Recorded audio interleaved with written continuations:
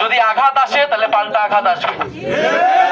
যদি নির্বাচন কমিশন নীরব ভূমিকা পালন করে, যদি পুলিশ নীরব ভূমিকা পালন করে, তাহলে আমাদের পক্ষ থেকে যা করণীয় আমরা তা করব। এক দলের প্রার্থীদের দিকে ডিম নিক্ষেপ করা হলে অন্য দলের প্রার্থীদের উপরেও ডিম পড়বে।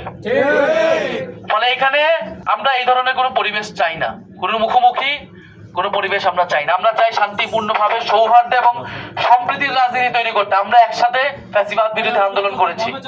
আজকে হয়তো আমরা নির্বাচন করতেছি দুইটা পক্ষ হয়ে, কিন্তু এর মানে এই না যে আওয়ামী লীগের কায়দায় তারা নির্বাচনে তাদের প্রতিদ্বন্দ্বীকে তারা অপদস্থ করবে, হেনস্থা করবে, নির্বাচনে বাধা তৈরি করবে। এবং এই সকল কিছু একটা পরিকল্পনার অংশ।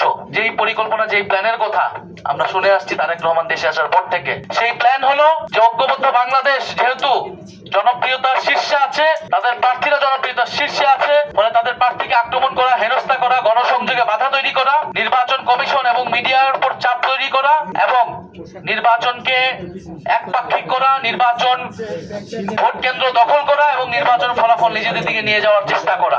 আমরা যদি সেই ধরনের কোনো প্ল্যান থেকে থাকে তাহলে 12ই ফেব্রুয়ারি সেই প্ল্যানের রফাদফা হবে এই বাংলাদেশে। আমরা আপনাদের উদ্দেশ্যে বলতে চাই, আমরা 18 সালের ইলেকশন দেখেছি। 18 সালের ইলেকশনে বিএনপির কি পরিস্থিতি হয়েছিল। আপনারা মাঠে নামতে পারেন নাই, আপনারা খালেদা জিয়ার বাড়ির সামনে থেকে বালুর ট্রাক সরাইতে পারেন নাই। আমরা 24-এ দেখছি আপনারা এর আগে 28 অক্টোবর 3টা ককটেলের পরে আপনারা 3 মিনিটও মাঠে দাঁড়াইতে পারেন নাই।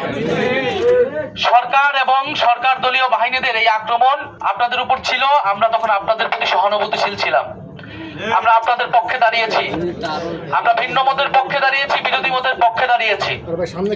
কিন্তু এখন বলা হচ্ছে সমালোচনা বন্ধ করতে হবে, সমালোচনা নাকি করা যাবে না। আপনারা যদি একই আওয়ামী লীগের রাজনীতি করেন, আওয়ামী লীগের কায়দায়, সন্ত্রাসী কায়দায় আপনাদের প্রতিদ্বন্দ্বীকে ভোটের মাঠে ঠেকাইতে চান, তাহলে আপনাদের সাথে আওয়ামী লীগের পার্থক্য কি?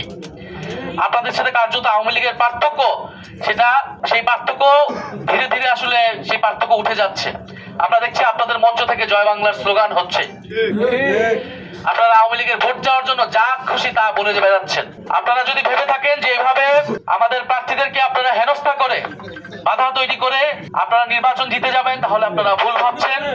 আপনাদের উদ্দেশ্যে সেটাই বলবো যে গণ অভ্যুত্থান পরবর্তী বাংলাদেশে আমরা একটি সৌহার্দ্য, সম্প্রীতি এবং গণতান্ত্রিক পরিবেশ চেয়েছি। আমরা এখনো সেটাই চাচ্ছি।